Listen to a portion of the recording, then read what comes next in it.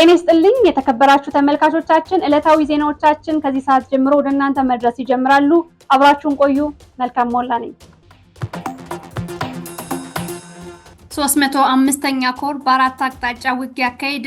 የአፋብን ጎንደር ጠቅላይ ግዛት በላይ እዝ 305ኛ ኮር ትናንት ግንቦት 16 2018 ዓ.ም በተለያዩ ቦታዎች ከጧቱ 12 ሰዓት ጀምሮ ከፍተኛ ወደ ውጊያ አካሂዷል። የ305ኛ ኮር 52ኛ ክፍለ ጦር አንደኛ ሬጅመንት ከሳንጃ ተነስቶ ወደ መሬና ቀበሌ የተንቀሳቀሰውን ያገዛዙ ኃይል ጃን ባርታ ላይ ጥቃት ፈጽሞበታል። የ76ኛ ክፍለ ጦር 3ኛ እና 4ኛ ሬጅመንት ሁለት ሻምበሎች በጠገዴ ወረዳ ሶሮቃ ተነስቶ ወደ አሸሬ በኩል ሲንቀሳቀስ የነበረውን ያገዛዙ ኃይል ቡሬ አካባቢ በወሰዱት ጥቃት ያገዛዙ ኃይል ሙትና ቁስለኛውን ሰብስቦ ወደ መጣበት እንዲመለስ አድርገውታል። የ76ኛ ክፍለ ጦር ሁለት ሻምበሎች ከሳንጃ በመነሳት ወደ ጠገዴ ወረዳ አዴት ቀበሌ እያመራ በነበረው ያገዛዙ ኃይል ላይ ጥቃት ፈጽመዋል። የ305ኛ ኮር 25ኛ ክፍለ ጦር አንደኛ ሬጅመንት በጠገዴ ወረዳ እርጎየ ቀበሌ ሀሪዶ ጎጥ ላይ አገዛዙን ከበባ ውስጥ በማስገባት በፈጸሙት ጥቃት በርካታ ኃይሉ ሙትና ቁስለኛ እንዲሆን ማድረጋቸውን እዙ አስታውቋል። በአራቱም የውሎ ውጊያዎች ከ70 በላይ ያገዛዙ ኃይል ሙትና ቁስለኛ መሆኑን ተሰምቷል። የኢትዮጵያ መከላከያ ሰራዊት የማዕከላዊ እዝ ምክትል አዛዥ ብርጋዴር ጄኔራል አስናቀ አይተነውን ጨምሮ በርካታ ያገዛዙ ወታደሮች ተገደሉ። በቢዛሞ ቀጠና አንሻ ሰይድ እዝ ያበጀ ጥበቡ ነበልባል ክፍለ ጦር ትናንት ግንቦት 16 2018 ዓ.ም በፈጸመው ጥቃት የመከላከያ ሰራዊት ጄኔራል መገደሉን አፋብን አስታውቋል።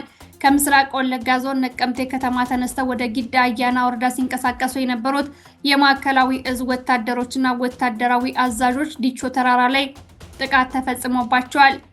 የአማራ ፋኖ ብሔራዊ ንቅናቄ ቃል አቀባይ አርበኛ አስረስ ማረ እንደገለጸው የማዕከላዊ እዝ ምክትል አዛዥ ብርጋዴር ጄኔራል አስናቀ አይተነው መንግስቴን ጨምሮ አንድ ሬጅመንት የሚሆን የመከላከያ ሰራዊት አባል ሞቷል። በተጨማሪም ወታደራዊ ተሽከርካሪ እንዲሁም በርካታ የቡድንና የነፍስ ወከፍ መሳሪያዎች በፋኖ ቁጥጥር ስር መዋላቸውን የአማራ ፋኖ ብሔራዊ ንቅናቄ ቢዛሞ ቀጠና አንሻ ሰይድ እዝ የህዝብ ግንኙነት መምሪያ አስታውቋል። የበላይ እዝ እና ቴዎድሮስ እዝ ሁለት ግዙፍ ኮሮች የጋራ ቀጠናዊ ትስስር አደረጉ። በትናንትናው ዕለት ግንቦት 16 2018 ዓ.ም አፋብን በላይ እዝ መይሳው ካሳ ሁለተኛ ኮር አመራሮች ከአድዋ ክፍለ ጦር አመራሮች ጋር በመሆንና አፋብን ቴዎድሮስ እዝ 105ኛ ኮር አመራሮች ከ66ኛ ክፍለ ጦር አመራሮች ጋር በመሆን የጋርዮሽ የቀጠና ትስስር ከማድረግ ረገድ ጥልቅ ውይይት የተደረገ ሲሆን የቀጠናዊ አቅጣጫዎች በሰከነ መልኩ ማስቀመጥ ተችሏል ተብሏል። መብረቅ ክፍለ ጦር ለወራት ያሰለጠናቸውን የኮማንዶ አባላት አስመረቀ። ትናንት ግንቦት 16 2018 ዓ.ም አፋብን ጎንደር ጠቅላይ ግዛት በላይ እዝ ዳግማዊ ቴዎድሮስ 5ኛ ኮር አካል የሆነው መብረቅ ክፍለ ጦር ለ6 ወራት ያክል ወታደራዊ፣ ፖለቲካዊና ሌሎች ተያያዥ ስልጠናዎችን ሲወስዱ የቆዩ ከ600 በላይ የኮማንዶ አባላትን በደማቅ ሁኔታ አስመርቋል። የአፋብን ጎንደር ጠቅላይ ግዛት በላይ እዝ አርበኞች ምክር ቤት ምክትል ሰብሳቢ ኮማንደር አረጋ አለባቸው፣ የአፋብን ጎንደር ጠቅላይ ግዛት በላይ እዝ የዘመቻ መምሪያ ኃላፊ አርበኛ ያለው አዱኛ፣ የዳግማዊ ቴዎድሮስ 5ኛ ኮርና የክፍለ ጦር አመራሮች እንዲሁም የ204ኛ አስቻለው ደሴ ኮር አመራሮችና ጥሪ የተደረገላቸው እንግዶች በተገኙበት የምረቃ ስነ ስርዓቱ ተካሂዷል። በኮማንደር አረጋ አለባቸው የዕለቱ የምረቃት መክፈቻ ንግግር የተደረገ ሲሆን ለተመራቂዎች መልእክት አስተላልፏል። በተጨማሪም በአርበኛ ያለው አዱኛ ሰፋ ያለ ወቅቱን የዋጀ መልእክት ለተመራቂዎቹ ቀርቧል። ምረቃቱ ላይ የተለያዩ ወታደራዊ ትርኢቶች፣ ግጥሞች እንዲሁም የመዝናኛ ዝግጅቶች የመድረኩ ድምቀት ሆነው ውለዋል።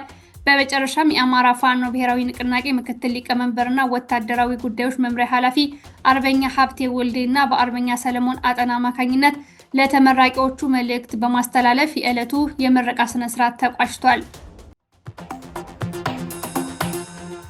የአማራ ማህበር በጣሊያን በሮም አደባባይ በመገኘት የብልጽግና አገዛዝ በአማራ ሕዝብ ላይ እየፈጸመ ያለውን የዘር ማጥፋት ወንጀል አወገዘ። የዓለም አቀፉ ማህበረሰብ የዘር ማጥፋት ወንጀል እየተፈጸመበት ለሚገኘው ለአማራ ህዝብ ድምጹን እንዲሰጥ ተጠይቋል። ከቶሮንቶ፣ ሚላን፣ ፓርማ፣ ሮም ከተሞች የተሰባሰቡ የአማራ ተወላጆች በጣሊያኗ መዲና በመገኘት ከህዝባቸው ጋር መቆማቸውን አሳይተዋል።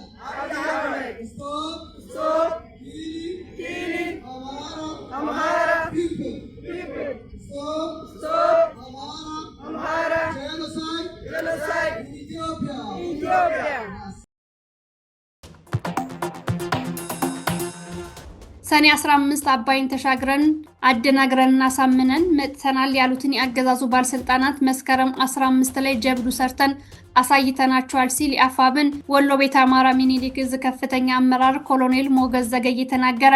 ኮሎኔሉ ይህንን ንግግር ያደረገው የሚኒሊክ እዝ 303ኛ ሳምነው ኮር 14ኛ ክፍለ ጦር የወታደራዊ አልባሳት ማልበስና የውስጥ ተሐድሶ መርሃ ግብር ባካሄደበት ዝግጅት ላይ ነው። አሳምነው ጽጌን ተከታችኋል። ጠላት ሲያችሁ የሚፈራው በተግባር ሳያሳያችሁ ውትድርናም በተግባር ለህዝብ ልጅ መሆናችሁን በተግባር ሳያሳያችሁ ይላል። ይህን ጀግንነት እስከ መጨረሻ ግን ማስቀጠል መቻል አለባችሁ። አንድ ጽሑፍ ብርሃን መሰለ የጻፋት እዚያ ይቻታለሁ ላብደ ምን ያድናል ነው ማለት ነው። ሲቀጥሉባት ወታደር ሁል ጊዜ መሰልጠን መቻል አለበት። እናንተ ጀግና ታጋዮች ናቸው። ይህን ጀግና ታጋይ ደግሞ ነገ በተግባር እያሳየ ጥራቶቻችን ግብዓተ መሬት እያስገባን የመጨረሻ የአማራ ቀን ብርሃን በቅርብ ቀን ብርሃን ይፈነጥቃል።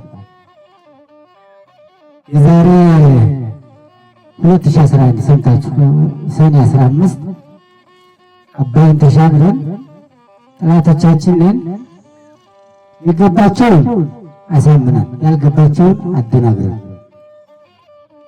ቅስማቸው ሰብረዋል ብለው ነበር። አሁን ግን የራሳቸው ቅስም ነው የተሰበረው። ይህን ዲሽቃ ማርከህ አሳይተሃል። ጀግና ናቸው። ይህን ሞርተር ማርከህ አሳይተሃል። መስከረም 15 ምስክር ነው። 2018 ወንዳ ላይ ጊዳ መረጋል አሳይተሃል። ይህም በተግባር ደግሞ ቀጣይ እንደግመዋለን። በተያያዘ የሚኒሊክ እዝ ፖለቲካ መምሪያ ኃላፊ አርበኛ ሞገስ አባራው ለሰራዊቱ መልእክት ያስተላለፈ ሲሆን ፋኖ ከህልውና ወደ ልዕልና አድጓል ሲል ገልጿል። እንደ ፋኖ ከህልውና ወደ ልዕልና የተሸጋገርንበት ጊዜ ነው። አሁን ከህልውና ወደ ልዕልና የተሸጋገርንበት አገዛዙ በሁለት ወር በሁለት ሳምንት አጠፋችኋለሁ ብሎ ጦር አዝምቶ ከገባ በኋላ ነገር ግን ህልውናችን አስጠብቀናል። ያስጠበቅነው እነዚህ ጀግና የአማራ ወጣቶች ደም በከፈሉበት አጥንት በከሰከሱበት በአጠቃላይ በተከፈለ መስዋዕትነት ነውና እናንተ በእናንተ ፊት መካከል ወይም በእናንተ ፊት መገኘት ይሄ ትልቅ ኩራት ነው ለኔ። እናንተ ጀግኖች በወጣችሁት በወረዳችሁት የአማራ ፋኖ ከህልውና አደጋ ወደ ልዕልና ተሸጋግሯልና ኩራት ይገባችኋል። ለራሳችሁ አንዴ ሞቅ ያለ ሞራል እንዲሰጡ ይፈልጋሉ። የአማራ ህዝብ ከህልውና አደጋ ወደ ልዕልና እየተሸጋገረ ያለበት ድርጅት የመሰረተበት መሳሪያ የታጠቀበት በአፍሪካ ቀንድ በተለይ ደግሞ በአፍሪካ አሰላለፍ በምስራቅ አፍሪካ በኩል ልዕል እየሆነ የመጣ ያለ እና የኃይል አሰላለፍን የሚያስተካክል ኃይል ሆኖ እየመጣ ያለበት ስለሆነ በዚህ በእጅጉ እንኮራለን። ሌላው የአማራ ህዝብ ከህልውና አደጋ አልወጣም። ዋናው ዓላማችን የአማራ ህዝብ ከህልውና አደጋ ማውጣት ነው። የአማራ ህዝብ ከተደቀነበት የህልውና አደጋ ማውጣት ነው። በሁለተኛ ደረጃ ሌላኛው ዓላማችን የአማራ ህዝብ ከህልውና አደጋ ካስወጣን በኋላ የኢትዮጵያን አንድነት ማስጠበቅ ነው። ድርጅታችን በዋናነት እነዚህ መሰረታዊ ምሰሶ ዓላማዎችን ይዞ ነው እየታገለ ያለው። ሌላው እና ዋናው ነገር ይህ ዓመት 2018 ዓመተ ምህረት አገዛዙ ስንዴ የመሰለን ክርዳድ ሆኖ መጥቷል። በዚህ ወቅት እየተነጋገርን ባለንበትና አጠቃላይ እየሰራን ባለንበት ወቅት በተለይ ይህ አገዛዝ በየወረዳው በየቀበሌው ስንዴ መሳይ እንክርዳድ እየዘራ ያለበት ወቅት ነው። በዚህ ዓመት ስንዴ መሳይ እንክርዳዱ መነቀል አለበት። ይሄ ስንዴ የሚመስል እንክርዳድ አይታችሁታል። የምርጫ ምልክት ብሎ ያመጣው የስንዴ ነዶ ነው። ስንዴ አይደለም፣ እንክርዳድ ነው። ከኢትዮጵያ ማሳ ላይ መነቀል ያለበት እንክርዳድ ነው። በደቡብ አፍሪካ 5 ኢትዮጵያውያንን በአሰቃቂ ሁኔታ አግተው ሲያሰቃዩ የነበሩ ኢትዮጵያውያን በቁጥጥር ስር ዋሉ። የሊምፖፖ ግዛት ፖሊስ 5 ኢትዮጵያውያንን በአንድ ክፍል ውስጥ ዘግተው ሲያሰቃዩ የነበሩ 2 ኢትዮጵያውያንን በቁጥጥር ስር መዋሉን ገልጿል። አንድ ጂያኒ በተሰኘ አካባቢ የሚኖር ኢትዮጵያዊ ወንድሙ መታገቱንና አጋቾቹን በስልክ እየደወሉ ገንዘብ እየጠየቁ መሆኑን ሚያዝያ 29 2018 ዓ.ም ለፖሊስ ካመለከተ በኋላ ፖሊስ ባደረገው ክትትል አንድ የችርቻሮ መደብ ላይ ድንገተኛ ፍተሻ አድርጓል። ፖሊስ በደረሰበት ወቅት እድሜያቸው ከ18 እስከ 24 ዓመት የሚሆኑ ኢትዮጵያውያን በክፍሉ ውስጥ ተቆልፎባቸው ተገኝቷል። እነዚህ ኢትዮጵያውያን ለ12 ቀናት ያክል ታግተው የቆዩ ሲሆን አስከፊ ድብደባ ሲፈጸምባቸው እንደቆየ ለፖሊስ ተናግረዋል። አጋቾቹ ምስጋኑ ጌታቸውና ተሻሎ ቱምቤ የተባሉ ተጠርጥረው በፖሊስ ቁጥጥር ስር ውለዋል። ከፍሪ ፕሬስ ቻናል ለእናንተ ለተመልካቾቻችን ያሰናዳናቸው ዕለታዊ ዜናዎችን እየሰማችሁ ትገኛላችሁ። ሐሳብና አስተያየት መስጠት ከፈለጋችሁ በዋትስአፕ ስልክ ቁጥራችን በቴክስት ማድረስ ትችላላችሁ። በኮሜንት የምትጽፉልንም ይደርሰናል። ስለምትጽፉልን ከልብ እናመሰግናለን። መረጃዎች ይቀጥላሉ። የዩኬ መከላከያ ሚኒስቴርን ጭኖ የነበረ ጄት በሩሲያ ድንበር አቅራቢያ ሲግናሉ እንደተጠለፈበት ገለጸ። የሩሲያ ዩናይትድ ኪንግደም ሮያል አየር ኃይል ጄት ባለፈው ሳምንት የሀገሪቱን መከላከያ ሚኒስቴር ጭኖ በሩሲያ ድንበር አቅራቢያ በሚበርበት ሰዓት ሲግናሉ ተጠልፎ እንደነበር አስታውቋል። ክስተቱ ያጋጠመው መከላከያ ሚኒስትሩ ጆን ሃሌ አክስቲኖያ ውስጥ የሚገኙ ብሪታንያ ወታደሮችን ጎብኝተው ሲመለሱ እንደነበር የዩኬ ታይምስ ጋዜጣ ገልጿል። ጥቃቱ የአውሮፕላኑ አቅጣጫ ጠቋሚ ጂፒኤስ እንዲያጠፋ የሚያደርግ በመሆኑ አብራሪዎቹ ሌላ የጉዞ ስርዓት ለመጠቀም ተገደዋል።